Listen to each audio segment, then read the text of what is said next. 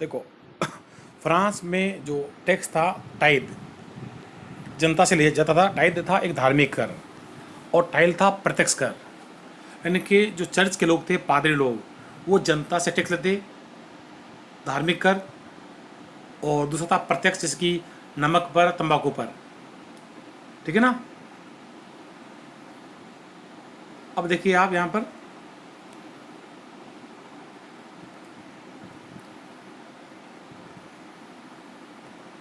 यहाँ पर यदि राजा को अपना खजाना बनना है तो जनता पे लगाना पड़ेगा टैक्स। जनता पे यदि टैक्स लगाना है तो उस समय यह प्रथा थी, यह रिवाज था कि राजा को टैक्स लगाने के लिए एस्टेट जनरल से परमिशन लेनी पड़ती। एस्टेट जनरल क्या थी?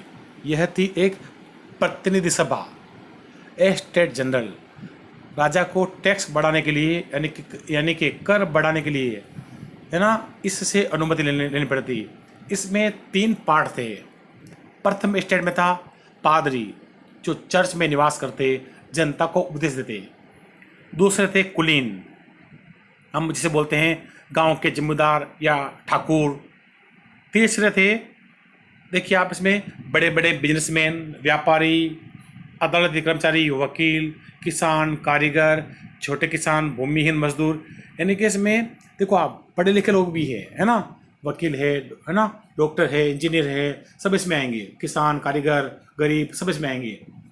तो कहने का मतलब ये है कि इस स्टेट पे एक अन्याय की बात यह है कि पादरी और कुलीन को मिले हुए थे विशेष अधिकार।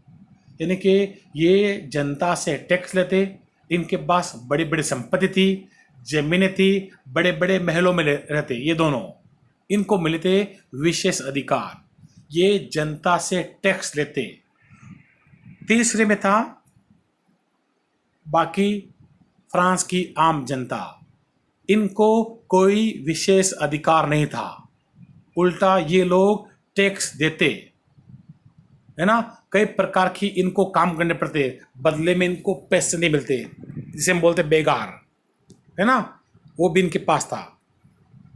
यानी कि इनको काम करवा, इनसे राजा काम करवा लेता, बदले में पैसे नहीं देता। तो इस प्रकार ये सभा थी फ्रांस की। ठीक है ना। अब चलते अपन आगे।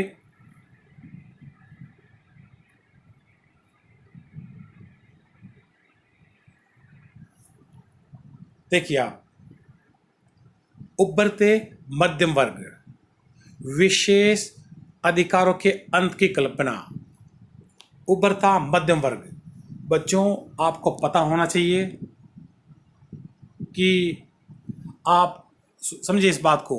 वर्ल्ड में, पूरे विश्व में आप देखो, है ना, जहां कहीं भी क्रांति की है, मध्यम वर्ग मतलब मिडिल क्लास में है। देखो बच्चों, अमीरों के पास फुर्सत नहीं है ना, और गरीबों के पास ये करने के लिए, है ना, कोई उनको करवाने के लिए या संघर्ष करने के लिए उनके पास साधन नहीं है। तो हमेशा वर्ल्ड में जो भी क्रांति होती है वो हमेशा करता है मिडिल क्लास, मध्यम वर्ग, है ना। क्योंकि मध्यम वर्ग पढ़ा लिखा होता है, बुद्धिजीवी होते हैं इसमें लोग, है ना। तो आप देखिए, मध्यम वर्ग में इसने क्रांति लाया। इनके फ्रांस की जनता पढ़ी लिखी नहीं थी इतनी, समाज में अंधविश्वास था, कुरीतियाँ थी, है ना, कई प्रकार के रिवाज थे। तो इस रिवाजों के प्रति जनता को जागरूक किया। उनमें से कुछ लोग थे वहाँ पर, देखिए आप, इसमें से एक आया है इसमें, यहाँ पर देखिए, जॉन लॉक, है ना, अपने 2 ट्रेजेस ऑफ गवर्नमेंट में इसने किताब लिखी, है ना। इस किताब में लोक ने बोला कि राजा, देखिए आप यहाँ, है ना, क्या बोला लोक ने, कि राजा, देवी, निरंकुश अधिकारों का इसने खंडन किया।